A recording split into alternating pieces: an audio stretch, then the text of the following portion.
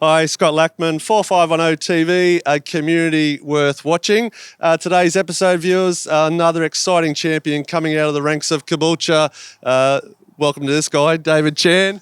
How you going, Scotty? Good, mate. You're an excitable lad, and we'll get through the interview. He doesn't stand still, this kid, because he's full of energy and wants to make a go of life. David Chan, tell us a little bit about who you are. Obviously, my name's David Chan. I'm 27. I was brought up in Caboolture. I lived there for most of my life. Moved out when I was 21. Had a family, started MMA, and now heading into the pro ranks in boxing. So just been living the dream since. Living the dream. You got a couple little kiddies at home and a partner in support of you? Yeah. So I got my son Isaiah, who's 7. I got my daughter Peyton, who's 4, and my beautiful partner Bailey. All right, awesome.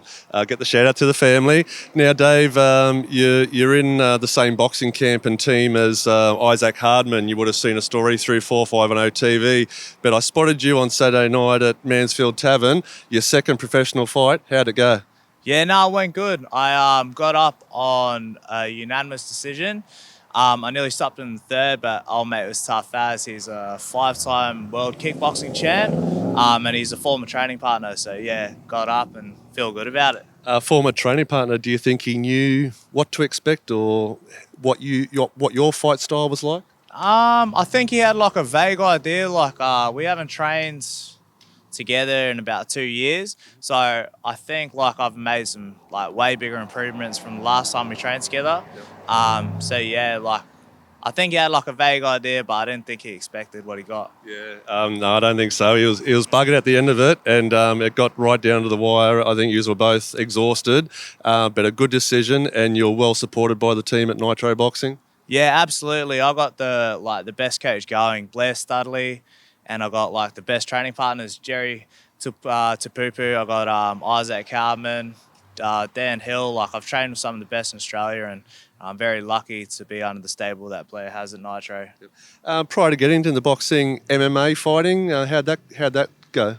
Yeah, it was all right. I wasn't the greatest MMA fighter. I probably should have done a little bit more jiu-jitsu, but yeah, I fought MMA. I had 4 fights as an amateur, and then kept bouncing back to boxing because obviously it's what I do more. And then once I dislocated my kneecap, I kind of just was I kind of used it as an excuse to kind of just stick to the boxing. And yeah, it's been the best thing I've ever done, 100%. So 2 professional fights. What's next on the calendar? Just stay fit, ready and sharp, and hopefully get something soon. I'll probably chill for the week. I'll still train in that, and then pick up my training from next week, get back to the programs, and then just try to see what's up on the calendar and just take whatever comes next. What's your current division?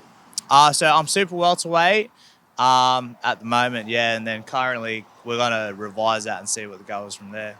Get a bit heavier, or? Oh, definitely not. No, I'm too short for that.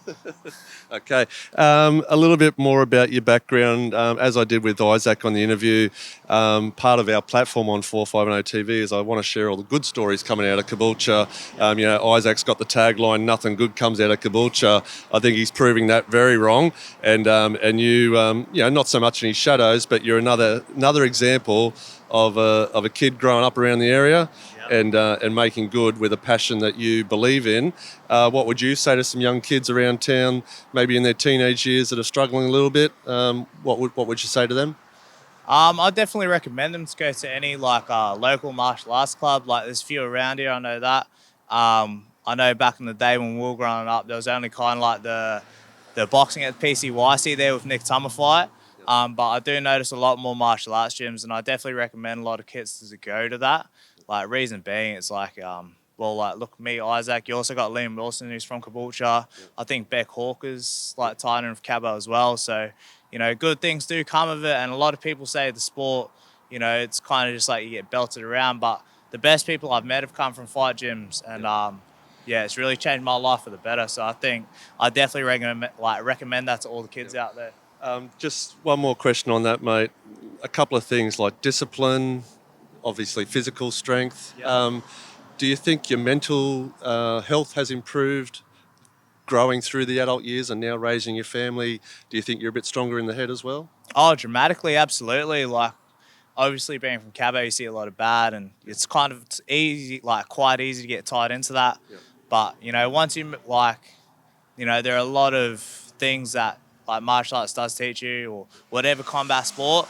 I do think it does strengthen you mentally and like get you ready for more than one aspect of life, not just fighting but everything. I feel like my life's better for like on all aspects, not just like my physical and that as well. Good on you. As I said off camera, mate, part of our community platform, we try to pick the rising stars, or we try to share the good stories. And I spotted you and I saw you in action Saturday night.